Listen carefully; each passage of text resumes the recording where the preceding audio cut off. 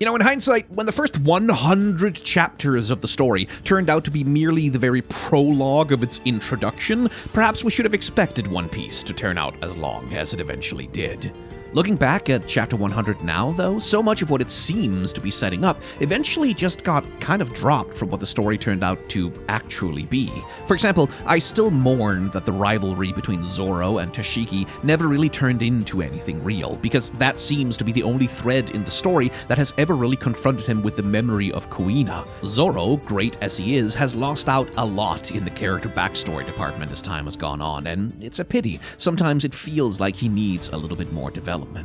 I also mourn that Buggy and Alvida never got to be true recurring antagonists. The story has Smoker capture them easily to demonstrate his power level, and introduces some of the anti-Devil Fruit tech the Navy now has access to heighten their threat level. But then, Team Rocket-like, Buggy and Alvida escape with the promise of hunting the Straw Hats all the way to the Grand Line. And I don't know, it would have been fun to see them pop up as a duo more. Buggy's story turned out to be amazing, of course, but I feel like Alvida would have been a fun comic partner and foil for him along the way, in a way that she never really got to be.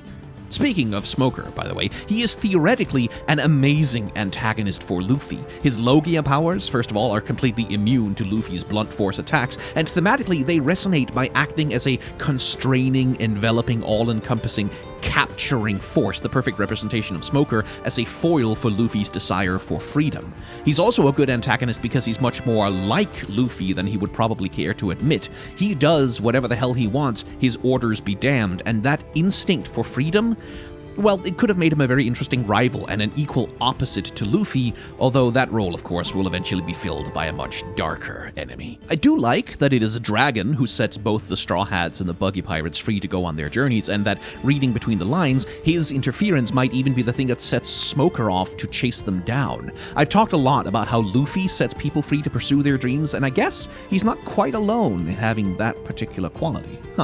Although also, even in 1999, it was really cheesy to have Dragon turn up wearing the "I am a mysterious figure whose importance will be revealed later" cloak. Like, One Piece usually has better character design than this, and for all that he's mysterious and spooky and raises a lot of interesting questions, Dragon just doesn't look at all interesting here, which is a pity. The best panel of Chapter 100, though, I mean, that's actually kind of a hard call, because the 5-foot promise on the barrel of grog is iconic as hell as a One Piece moment. It's a fitting final oath taken by the Straw Hats as their adventure truly begins. It's a reaffirmation of their shared purpose, and I like the goofiness that they do this with their feet. It suits them so well.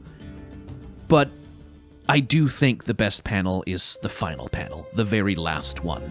It is the Going Merry leaning on a rough wave, pushing through a storm with a glint of a lighthouse in the dark off in the distance. The Straw Hats here look small, but not powerless. The world looks dangerous, but also promising. And the sheer romance of a pirate adventure contained in the imagery of a small ship in a storm is simply too delicious to me to ignore. And besides that, this panel is a genuine tour de force as a piece of artwork, too. Ignore the speech bubbles and the sound effects, and really look at the drawing of this panel, and you'll see the depth of space that's being created by those overlapping layers of waves. You'll see careful and tasteful use of hatching to give texture to the ocean and to the rolling volume of the storm clouds. There is a masterful command here of light and shadow. Oda is sometimes accused of just being a cartoonist or having an art style that's too simple or unrealistic, but panels like this one remind you that the man is a master of his craft. His technical skills are undeniable. The final panel of Chapter 100 gives me a peculiar feeling. The restrained realism of its artwork makes the moment it depicts feel almost like it could be real to me. I look at this, and I can imagine what it must feel like to be on the Going Merry. The cold spray of the ocean, the beating wind, the driving rain, the sounds of canvas and rope whipping around in the squall.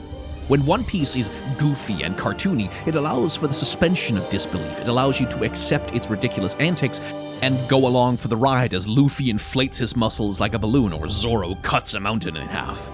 But when One Piece's art gets grounded and realistic, all of a sudden, at least for me, that distance disappears. The fantasy falls away just a little bit, and I start to imagine it as something that is more true. So in the final panel of Chapter 100, just for a moment, One Piece is real.